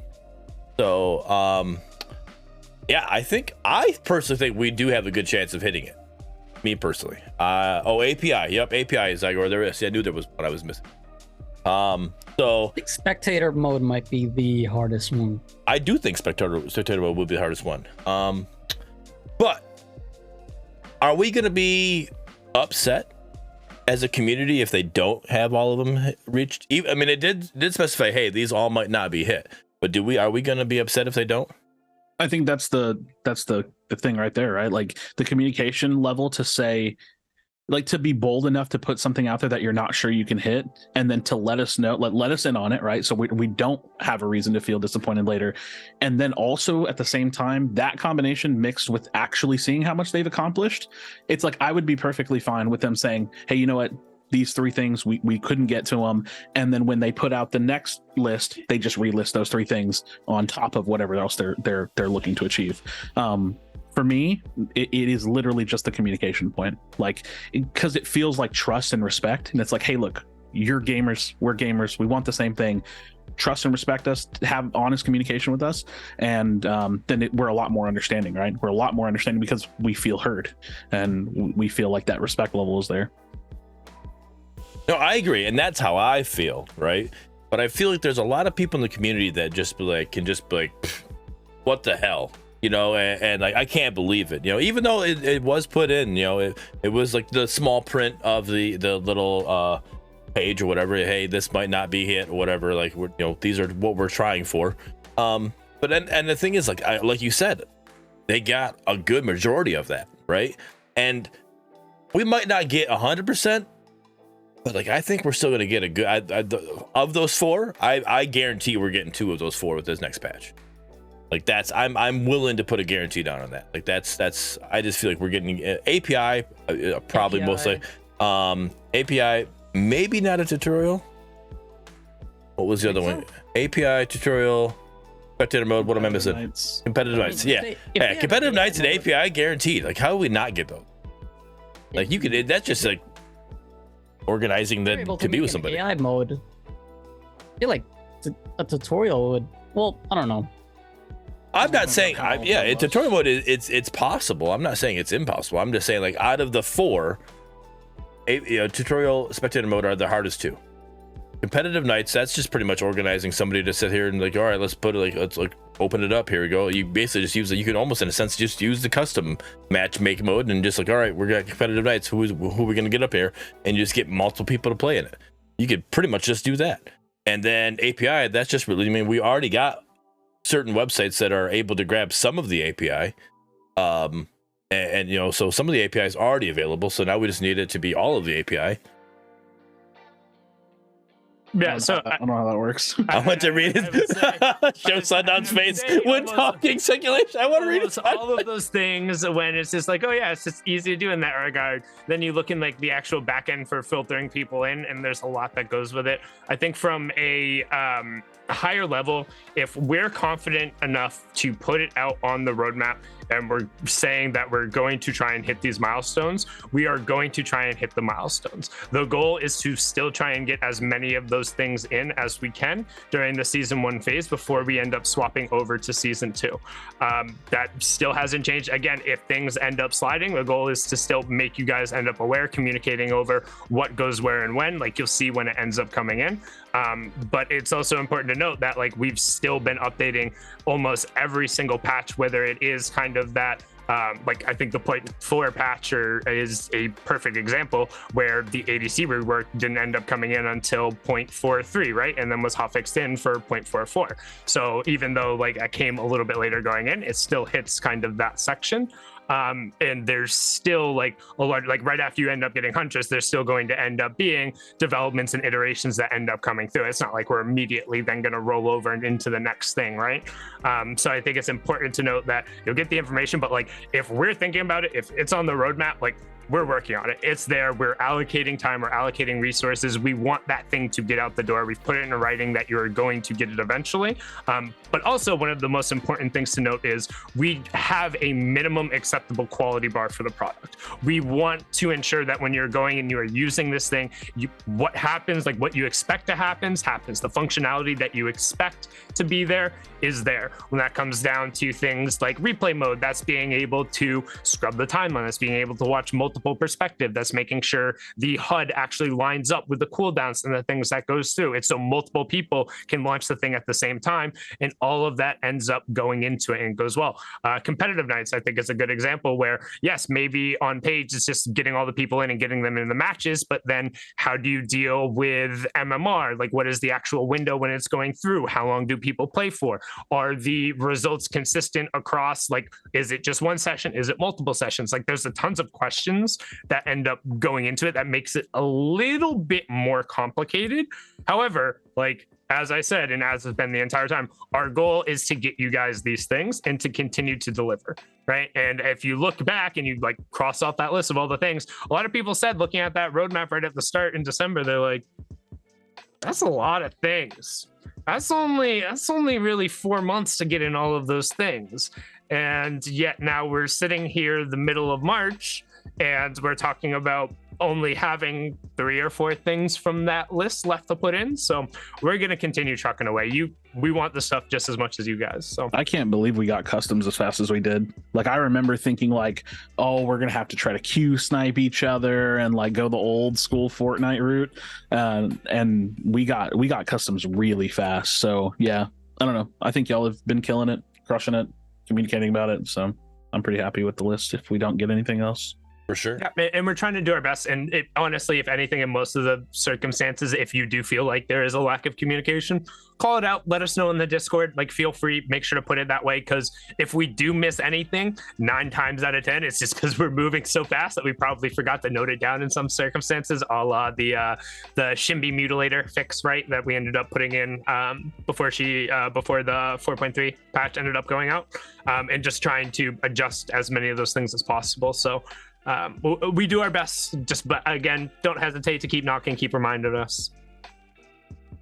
Remember to yell at Sundown respectfully if you are upset. That's what I think. Again, I think it, like, even if we did, like, these last 4 things don't even get hit, like, I don't think there's any reason to be upset because we didn't get them, right? Because again, it wasn't promised to us that all of these were going to be hit. It was mentioned that some of these things might not make it. So that right there is, it's they didn't promise it. We're good if it doesn't happen. That's what the community needs to see. That also, I believe that even if they don't make it, the way that Omega has already been good with going through and putting out their patch and explaining every change, when they put out the next roadmap and the other 4 things, if it's still the 4 things, and let's just using this as an example, those 4 things get put on the next roadmap, it's going to be explained, hey, these 4 things weren't hit, we are pushing to get these ones. You know, maybe they might say something along the lines that these are, you know, top priority within this one. You know, we're making sure we're going to hit this in the season, and then these ones, the next list is stuff that we're trying to hit in season 2. Something along those lines. They're really good at communicating, and I love it. And I just give them a shout out for that, of why things didn't get hit or why things did get touched or whatever. So I'm all about it. Well, just want to say thanks. I appreciate that. I mean, I know they do a great job in that regard, but we definitely, the goal is as possible. Like, we want to be community friendly. We want to be user friendly. We want to ensure you guys get the information that you want and need in order to play the game, get the things you need to get done. So yes. All right. I believe up on our time, 15 more minutes, but I mean, unless you guys got more to talk about. Medkit, you got anything you want to talk about? Crashy, anybody? Pretty much touched on all of our points. Yeah, go ahead, bring it up. I guess we could quickly bring up Medkit. So are you thinking sure her name's not Huntress? It's code name, because they've said code name, so maybe she will come out with a whole little mini on the backstory. roadmap, on the roadmap they said codename Huntress, and I just thought it was well, actually, let me not say anything. I mean, I'll say it. I don't think her name is Huntress. Like, anything that says code name, that's not a name like that. Like, I don't know. I feel like there's going to be a name release for her. I don't know what it is, but I do believe it's going to be something different. I don't think it's going to be Huntress. So I think it's also interesting if you look at the tweet. the tweet didn't say her name. They like didn't Right. present her, right? Nope. So yeah, I don't think her name's Huntress either. So it's almost time for the hunt. Are you ready? The first original hero to join Predecessor arrives, and it's like, but it doesn't say First name says- Hunt, last it name says Russ. The hunt begins, but it doesn't say Huntress. First name Hunt, last name Russ. I'm also glad somebody made a KND reference in there. I was waiting for the number 1 coming in, number 2, any of that? Codename Kid Next Door. Yeah. Kids Next Door That's so good. from back in the day. Such a great show. I don't know what you're referencing. It's definitely a little bit of probably a little bit after your time. In that regard. Yeah, He's judging by the gray in my beard. I wouldn't picture you of watching Cartoon Networks in the early 2000s. All right. I mean, Cartoon Network was my least favorite. I definitely prefer Nickelodeon, but I mean, it was there. Fair enough. I mean, you have good taste, so I can't blame you. It was there. I mean, Scooby Doo was on Cartoon Network, so I mean, I dabbled in it. Yeah, Scooby-Doo slaps. I can't Oh yeah, blame you man. there. Bro, least favorite? What? Wait. Least favorite what? You said Ban Cartoon yourself. Network was your least favorite. Oh, okay. Sorry, dude, it was. But I mean, but like you forget, like earlier, Cartoon Network, like at least like maybe 3 or 4. I'm not assuming how much older than you are than me, but like I feel like I really got primetime Cartoon Network in there, so understandable. yeah. I remember blocks. Cartoon Network being Space Ghost was like a thing on Cartoon Network, and Space Ghost was not that good. Like, No, Nickelodeon was tons better. All right, Nickelodeon was tons better. I prefer the era with like Dexter's Laboratory, Courage the Cowardly Dog. Ed and Eddie, Ed and that, Eddie, that group of Cartoon Network, I'm a big fan. But like Nickelodeon Donnie before Bravo. that was like Ren and Stimpy. I'm trying to think what else was on Ren and there. Stimpy. Doug, Rocket Doug was Power. fantastic. Rocket Power. There we go. Hey Rocket Power. Arnold, like Hey Arnold, So, man, good times. Yep, Good times. great what's times. going through there. All right. So in this situation, this is normally where we kind of do our closing remarks, and then we set it off on a raid. That's normally when Windu's kind of doing the stream. Still on my stream, and I still got plenty of time to play games. All right. So I think we're going to do closing remarks. We're going to close out the Zoom, and we're going to jump into some Pred with me. These 3 guys, they're more than welcome to join up in games if they want. But, well, if I join up a game with Crashy, I'm going to be going against like the top tier people. I don't know if I can do that. I All haven't right. eaten dinner yet. So I'll do it. I was like, how do we respectfully tell Crashy I can't play with him? Shit. All right. But yeah, I'm gonna jump into some Pred matches. We'll go with that, and then I will put a marker to end the stream for the editor for the Predcast. We will go from there. Anyways, let's do closing remarks so we can end this off. So we'll start with the way we introduce ourselves. We got Sundown, Crashy, Medkit, then myself, and then we'll get into some games. First of all, thank you everyone for tuning in. I greatly appreciate whether it was from my stream beforehand or you're here to watch. Y'all are amazing. You could be spending your time doing anything, but you spent it here with us talking about this wonderful game and the community and everything that comes with it. So thank you for that. Again, if you ever have feedback, bugs, any of that, please put it in the Discord. If you feel like it's not getting looked at, if you just want to know somebody read it, feel free, go ahead. You can just slap it into my DMs. I promise you, I at least looked. I might not reply to everything, but I'll do my best. Want to make sure that feedback is heard. Additionally, be kind to each other. You can be absolutely anything. Do your best to be kind. There's so much hate out in the world that if people can hate each other for no reason, then you know what? I can love you for no reason. So I love you. I hope you have a great time. And I really, really, really hope you guys enjoy the new patch. I think it's going to be amazing. I can't wait till you see Huntress. Like, I genuinely think we put our heart and soul into this hero, and it's going to add a lot to the game. So excited to see the feedback, excited to see all of the content. And again, just massive thank you. Yo, if you're in the chat right now, if you're lurking or anything else, throw up a bunch of emotes for Bearded, Medkit, and Crashy. These guys are awesome. Windu as well, despite him being sick. The content they put out here, the conversations are great. I know everybody at the studio watches them, so thank you very much for the time. Awesome. I do have to ask, is that a Ted Lasso jersey? This is not a Ted Lasso jersey. This is a Fernando Torres Spain national team jersey. So Gotcha. I don't know my football, so I just know Ted Lasso. So I was like, you know what? That's all right. Colors, it matches. We're good. They did just drop season 3 jerseys for that today, though. No. Okay. I think they dropped season 3. They did just drop. Season 3 drops jerseys. tomorrow. Yeah, they dropped jerseys for sale today for that. So if you did want to pick one up, they're out there. Nice. There we go. All right, Crashy. Yep, same old Crashy, making videos, talking about the game. Really enjoying it. Super fun. I do think it's so funny that I used to like rag on 3D MOBAs because I was like an elitist or something. And so when Smite came out, I was like, Smite, that looks trash. And then Paragon came out, I was like, I don't think I'm going to try it. But have found home in this game because this game is awesome. So, yeah, happy to be around, doing everything on /Crashy. So. All right, and for those of you who want a hot fix ever put in the game, just force Crashy to make a tier list, and we should be good to go. Once he pushes the tier list out, we should be good to go by getting the hot fix. All right, Medkit. Hey everyone. So I was lucky to be on this Predcast episode, but I'm gonna be on a bit of a hiatus. I won't be on Predcast for the next few weeks.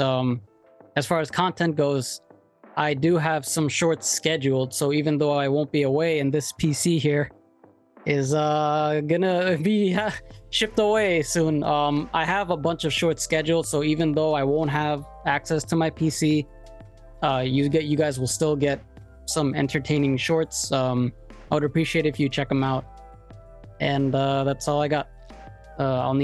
I'll be back though. I'll need maybe about a month. All right. I need to get as good as you guys are so I can have that many shorts just scheduled. Like I can't. Like I'm sitting here trying to like just play enough games per week just to get one short ready. Like I'm hoping that's enough, but so hopefully I'll get on that level. So I love it. This is awesome. The community has been very active in the chat. I love to see it.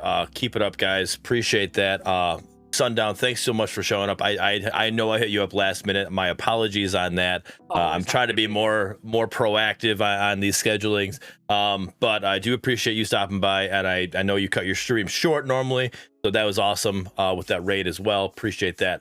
The rest of you guys, I always appreciate you guys being the co-host on the show. It's great. I love to do it. And Almeda, keep up the great work. Excited to see what's going on, and I cannot wait to try Huntress, or Codename Huntress, when she comes out next week, and we'll be talking about that in the next Predcast. So that's going to be huge. We'll get the patch. I think Sundown said we're getting the patch on Friday. We'll patch notes. So we'll see that. Just kidding. I'm pretty sure Carrie confirmed that in the Discord. So I think. Did she? Okay, I didn't see that. Yeah. So right. the usual cadence, right? As people have ended up noting, you can look kind of like in the past to just tell us this isn't me leaking information. Patch notes Friday, patch Tuesday. Like if it's all right, not being that when it comes through, most of the time, like you'll either find out, or that means that there's something else going on. There might be a delay going on, but if not, that's been generally our cadence. And if it's not, then something else, like you'll be notified. Perfect. All right. So yeah, keep up the great work, Meta. Can't wait to see those patch notes because I'm excited to learn more about our girl Huntress. So like I said, on that note, I'm going to shut the Zoom off. We're gonna jump into some Pred, and we're gonna play some matches. Maybe we can get better as Grux. Maybe build a little more tanky Bruiser Grux. We'll see what's going on. Stonewall, got it. All right, thanks guys. Take it easy. Peace. Thank you. GG's.